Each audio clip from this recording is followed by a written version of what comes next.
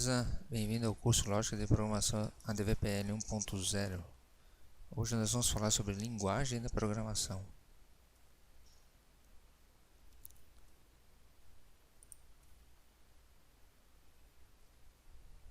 O que seria a linguagem de programação?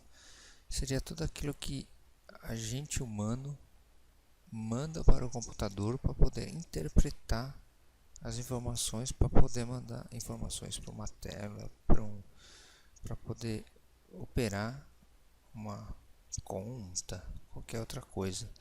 Então, essa linguagem de programação, o sistema tem que interpretar essa linguagem para a máquina poder entender aquilo que a gente está mandando para ela. Por isso que existe uma sintaxe de informação, existe um tipo correto de você escrever, existe todo esse processo que você precisa aprender. Então, dentro da DVPL, que vai ser o nosso próximo curso, a gente vai aprender toda essa parte aí de como definir uma programação, como ter uma sequência dessa programação, como ter todo esse trabalho da programação, ok? Então, ele é um método padronizado para comunicar instruções para o computador, com regras sintáticas e semânticas, que são as nossas sintaxes, ok? Então, se eu escrever para DVPL, não posso escrever para, porque como a linguagem geralmente vem de fora, então é for. Próximo é next, entendeu? Só que para uns comandos, por exemplo, para Java, tem chaves, o outro é ponto e vírgula. Então, depende do tipo da interpretação da linguagem, ok? E ele permite para a gente ser mais preciso do que o computador vai atuar. Com esses dados serão armazenados ou transmitidos e quais ações devem ser tomadas. Então, ela pode ser usada para expressar algoritmos com precisão. O que são algoritmos? A gente vai entrar em algoritmo nas próximas aulas aí para frente, né? Mas o algoritmo é uma sequência lógica para você operar alguma coisa, para você pedir para o computador fazer alguma coisa, ou para você mesmo fazer alguma coisa. Então, um exemplo, fritar um ovo. Qual a sequência lógica para fazer isso? Eu tenho que pegar a frigideira, tenho que colocar o óleo dentro da frigideira, tenho que aquecer o óleo numa vasilha separada, preciso quebrar o ovo. Se o ovo estiver podre, preciso pegar um outro ovo, quebrar novamente outro ovo, ver se o óleo está quente. Se o óleo estiver quente, eu vou jogar o ovo dentro dessa frigideira e fritar o ovo. Então você vê que tem uma sequência lógica para acontecer isso, que pode ser de vários caminhos. Então, a linguagem de programação é um conjunto de palavras para o sistema gerar um código-fonte para a máquina poder interpretar. E qual uma das principais metas de se fazer isso? Agilidade, mais produtividade. Quais são as ferramentas importantes para isso? Para nós, programadores e engenheiros de software, poder ser mais organizado, mais assertivo nas nossas informações.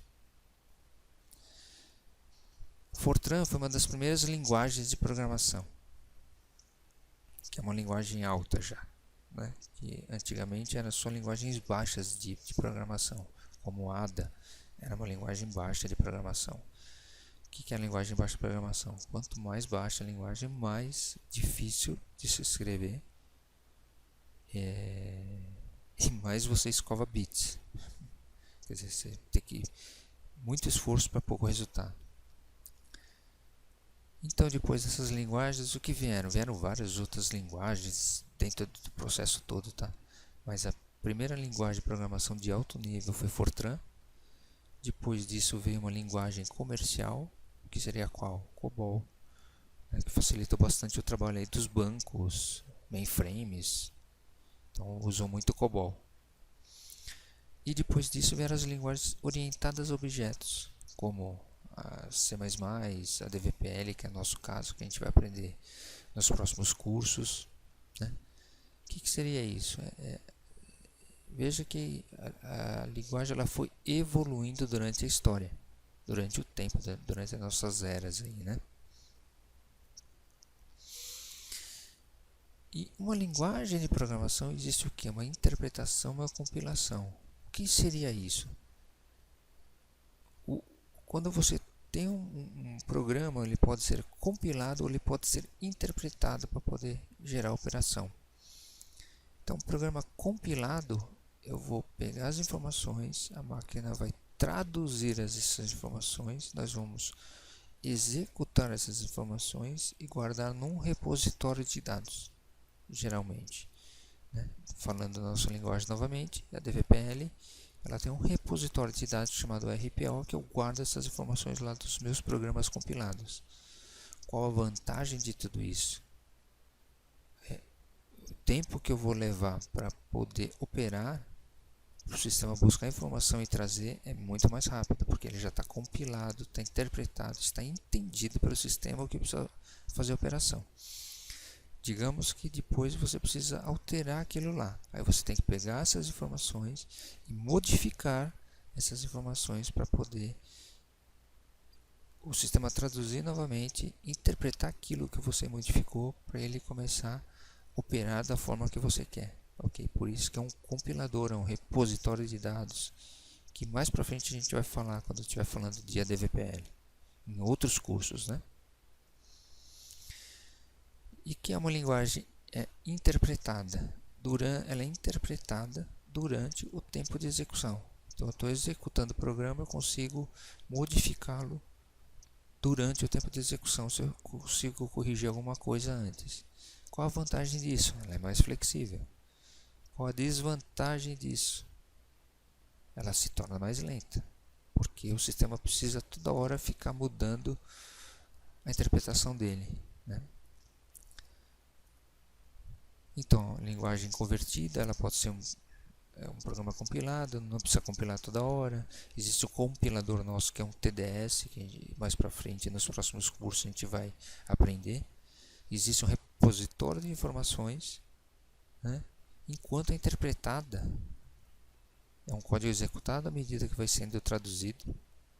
Então, Java, Basic, Python, Perl, a maioria de internet, eles são mudados e interpretados no momento que está sendo executado. São mais lentos, mas ao mesmo tempo eles são mais flexíveis. Mas ambos os casos, ambas as linguagens, ou ambos os formatos de linguagens, né, interpretada e compilada, são traduzidos para o sistema. Então, o sistema pega isso e traduz esse código-fonte para um código de máquina, que o sistema nada é do que um sistema binário, 0 e 1. Então, ele precisa interpretar essa nossa linguagem. Só que nem tudo é simples assim, porque existe, dentro da linguagem Java, que é uma linguagem interpretada, existe uma parte dela que é compilada, que é o Java Virtual Machine, que é a compilação just in time, ok? Que então os bancos usam para segurança, para vários outros tipos de operações, não vamos entrar aqui em muitos detalhes. Ele usa esse processo para você instalar na sua máquina o Java. Acho que você que está me ouvindo aí já teve esse problema, falou que tem que atualizar o Java, aí você atualiza a internet, o Google Chrome, Mozilla, você tem que instalar o Java Virtual Machine, desinstalar aquele outro, porque o banco teve que melhorar os processamentos deles para segurança, para qualquer outra coisa. Então existe também esse processo que pode ser interpretável e compilável ao mesmo tempo, ok? Então esse gráfico aqui, pessoal, deixa bem claro uma coisa, que quando a linguagem começou a evoluir, indo para uma linguagem orientada a objeto, que no nosso caso é DVPL, e MVC, que ficou mais orientada a objeto ainda, que é o Model View Controller, que também vamos falar isso em próximos cursos, né?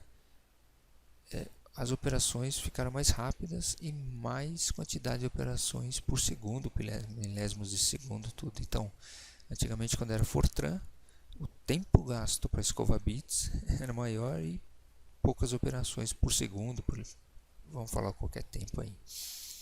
COBOL, que era uma linguagem mais comercial, ela começou a entrar porque os bancos começaram a usar, então mainframes, todos esses outros sistemas aí. Então o sistema começou a melhorar.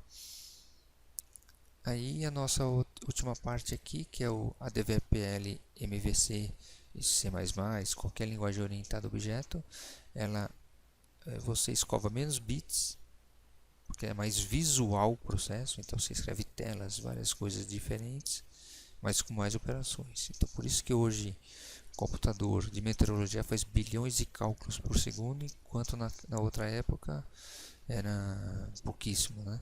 Por isso que era linguagem baixa de máquina, virou uma linguagem alta de máquina. Essa linguagem alta virou comerciável e depois virou a parte orientada a objeto, ok? Pessoal, mas para que tudo isso? Qual o objetivo da gente ter evoluído na linguagem de programação? Qual o objetivo da gente chegar até aqui hoje?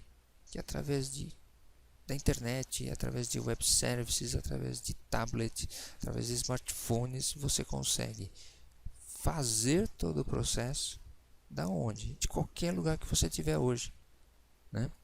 Então, trabalhando de casa, fora do escritório, através de uma tecnologia RP, sistema de gestão, que também é um dos cursos nossos aí do nosso programa de Zero Ninja aí, através de internet e web services, que são comunicações entre várias plataformas, né? Você consegue sempre dar o seu melhor trabalho, ok? Então, resumindo o nosso trabalho aqui hoje, falamos sobre a história da programação, interpretação e compilação. Até mais e até um próximo curso.